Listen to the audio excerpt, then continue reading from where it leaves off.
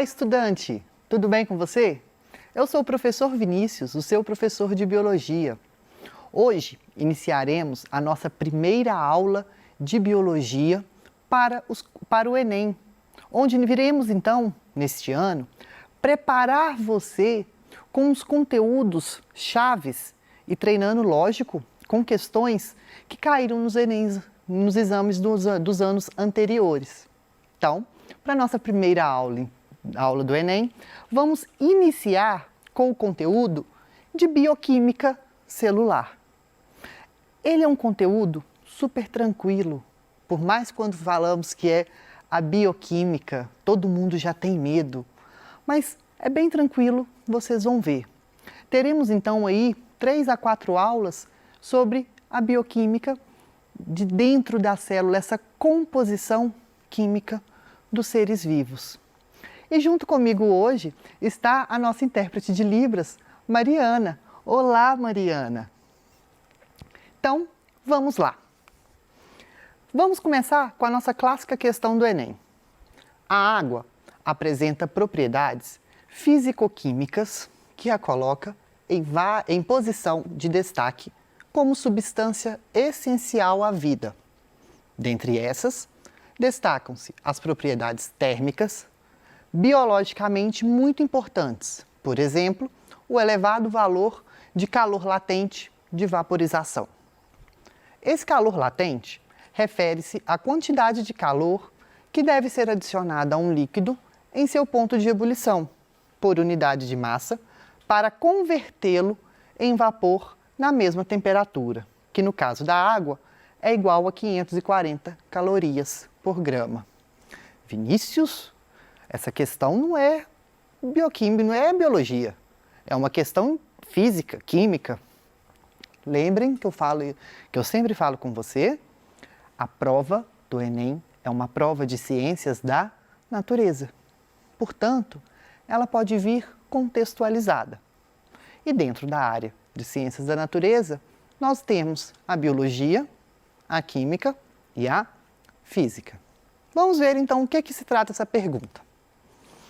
A propriedade físico-química mencionada no texto confere à água a capacidade de a.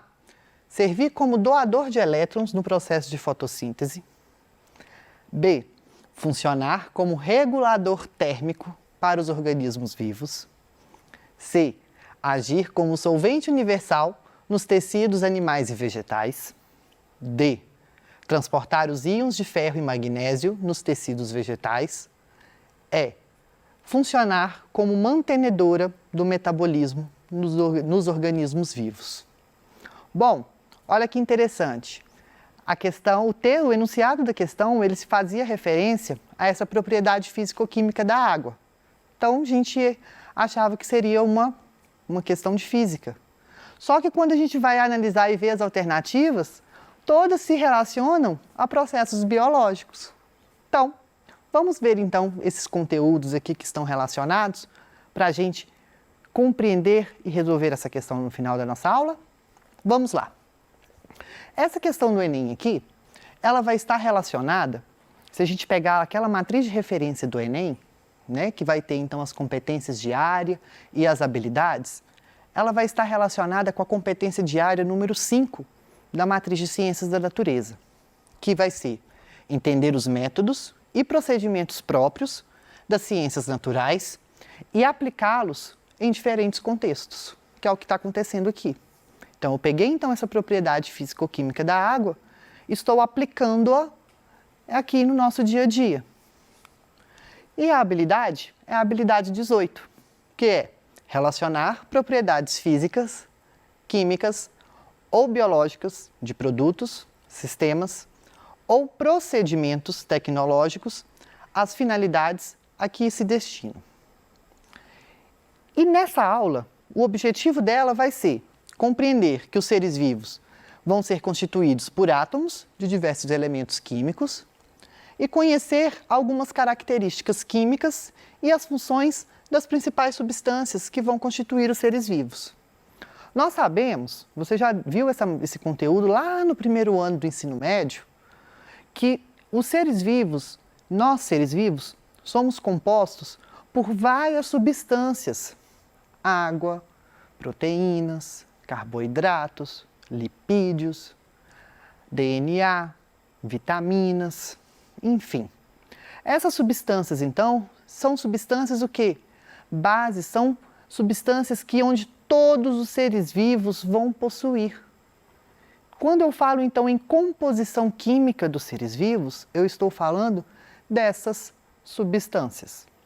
Na nossa aula de hoje, como nós falamos da água, na questão do Enem está relacionada à água, vamos então falar sobre essas substâncias inorgânicas, que vai ser a água e os sais minerais. Bom, vamos relembrar aí.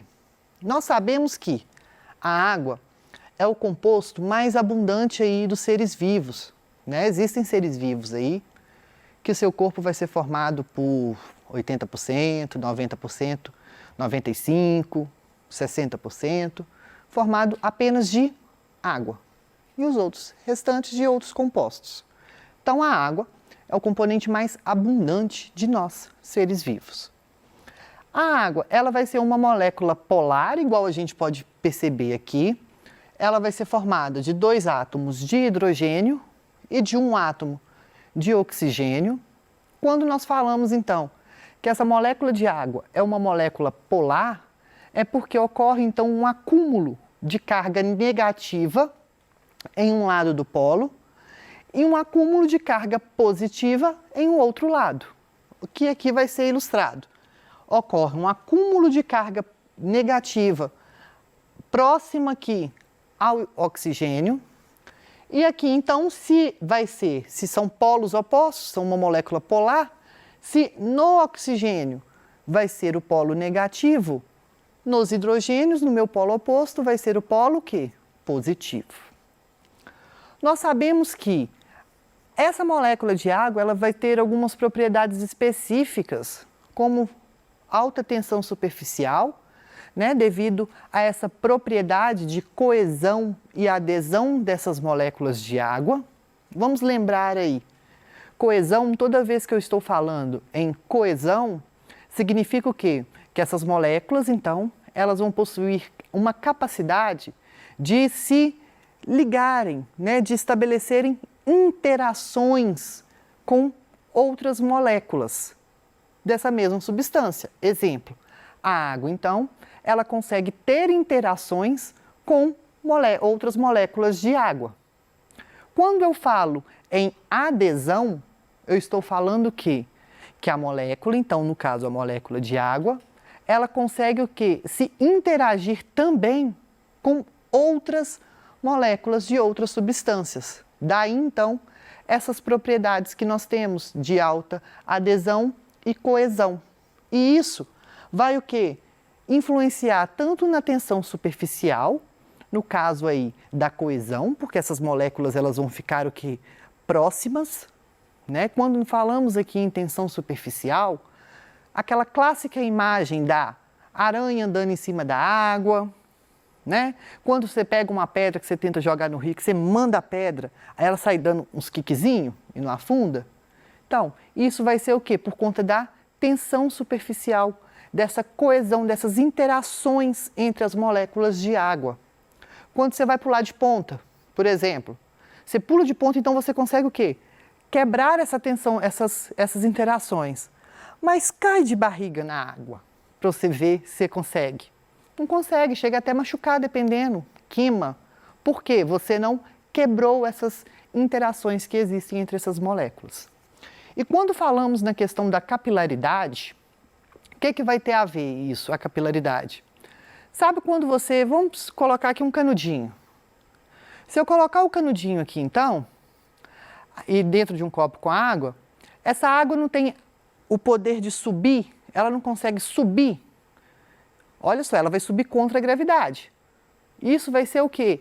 Devido à adesão, que essas moléculas de água vão se aderir às moléculas, então, da parede do canudinho e vão fazer com que elas o quê? Subam.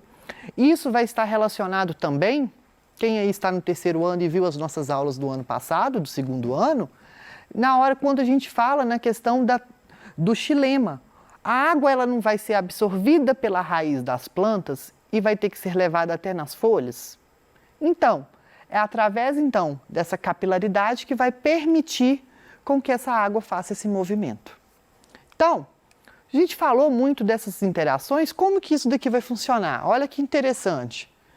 Então eu tenho aqui, olha, isso daqui é o que nós chamamos da coesão. As moléculas de água, então, conseguem o quê? Formar interações, onde essas interações nós já chamamos de ligações de hidrogênio. Ou, em algum livro antigo, vocês podem ver pontes de hidrogênio, que são interações entre essas moléculas de água. E elas vão ser muito frágeis. Ao mesmo tempo que elas são fracas, elas vão fazer em uma rotatividade muito grande. Então, ela é fraca, mas ela consegue, ao mesmo tempo que ela se desfaz fácil, ela refaz fácil. Isso faz com que, então, ela tenha uma alta capacidade de coesão e de adesão. Bom, a água, ela é solvente universal, né? A gente ouve isso desde o ensino fundamental, que nós sabemos que a água ela consegue então dissolver, né, outras substâncias, a maioria das substâncias aí, como por exemplo o clássico exemplo aqui, né, do sal de cozinha, do cloreto de sódio, que na presença da água, então, quando eu misturo, vai o quê? Se dissociar, vai ocorrer a liberação de sódio e íon cloro, onde as moléculas de água vão o quê? De água vão se interagir com esses íons. Daí então que a gente fala que a água é o solvente universal. A água também vai ser o meio, né, o meio ideal onde vai ocorrer a maioria das reações químicas de um indivíduo, como por exemplo aqui a gente pode perceber, tem aqui olha, duas moléculas de glicose, onde nós temos glicose mais glicose, vai formar uma molécula de maltose. Essa reação aqui, mas Vinícius, por que tem a ver a água aqui? Para que ocorra então essa formação, eu preciso de quê? De perder uma molécula de água. A partir do momento que eu perco uma molécula de água, eu estou tendo o que nós chamamos de uma reação de síntese por desidratação. Olha como que o nome tem a ver. Síntese por desidratação significa o quê? Eu junto duas substâncias e a nova que originou, no caso aqui a maltose, para que ocorresse então essa ligação, eu precisei de perder uma molécula de água. E também eu posso acontecer o contrário. Para eu quebrar essa molécula de maltose em duas moléculas aqui de glicose, eu vou ter o quê? Se eu perdi água para juntar essas moléculas, para separar, eu vou ter que o quê? Adicionar, certo? É o que nós chamamos famosas aí reações de hidrólise, tá? Que vai ser o quê? A quebra dessas substâncias. Para acontecer essas quebras, eu preciso de quê? Adicionar água. A água ela vai possuir alto calor específico, aí uma propriedade que está relacionada lá na nossa questão do Enem, né? Esse alto calor específico aí da água vai ser o quê? A água ela possui, para mudar de estado físico, ela precisa de absorver grande quantidade de energia, grande quantidade de calor. E isso faz com que, então, que ela tenha esse alto calor específico. Então, ela vai auxiliar, no nosso caso aqui, a nossa manutenção, por exemplo, da nossa temperatura corporal, né? Além disso, pelo fato desse calor específico também, ela vai auxiliar quando nós estamos com febre, por exemplo. Não é que a água ela vai o quê? Baixar a nossa temperatura. Ela irá auxiliar, porque nós vamos o quê? Transpirar. A partir do momento que nós vamos o quê? Transpirar, estamos eliminando a água. A partir do momento que eliminamos então essa água, vai ser juntamente com sais minerais e outras substâncias, vão que auxiliar no processo da manutenção da nossa temperatura corporal. E existem também fatores que vão regular a quantidade de água no nosso corpo. Por exemplo, a questão da idade. Quanto mais velho é o ser vivo, menos água ele vai ter. O metabolismo, dependendo do tipo de tecido que vai estar exercendo, questão da espécie, tudo isso vai interferir na quantidade de água que vai possuir nesse corpo. Segundo item que nós vamos ver nessa aula de hoje vai ser os sais minerais. Sais minerais o próprio nome já fala, são sais minerais, ou seja, são geralmente íons, tá? São compostos, são substâncias, né? Elementos inorgânicos, tá? Que vão auxiliar, então, em vários processos aí do nosso corpo. Eles vão auxiliar como, eles vão atuar, quer dizer, como cofatores, tá? Eles vão participar, então, de processos. E eles vão possuir uma função importantíssima também no nosso corpo, que vai ser o quê? Vão regular o nosso pH. É super importante essa questão do pH. Por exemplo, se eu altero o pH, eu posso desnaturar uma proteína. Eu desnaturando uma proteína, eu posso até, por exemplo, inativá-la. A gente vai ver isso nas nossas próximas aulas, tá? E existem também enzimas que vão atuar em pH ideais. Então, a gente tem que manter essa regulação. Os sais minerais vão auxiliar muito a gente nisso. Então, eu tenho aqui, ó, cobre, cloro, zinco, cálcio, potássio, iodo, dentre outros, todos são o quê? Sais minerais, onde vamos obtê-los a partir da nossa dieta, a partir da nossa alimentação. Vamos lá. Alguns principais aqui que eu vou falar que é até importante a gente saber, tá? Quando eu falo, então, eu tenho aqui, olha, o sódio e o potássio. Ele vai estar relacionado aqui, olha, com a condução dos impulsos nervosos, né? Quando eu falo do ferro, né? Eu estou falando, então, aí da hemoglobina, tá? E do citocromo, onde vai auxiliar aí.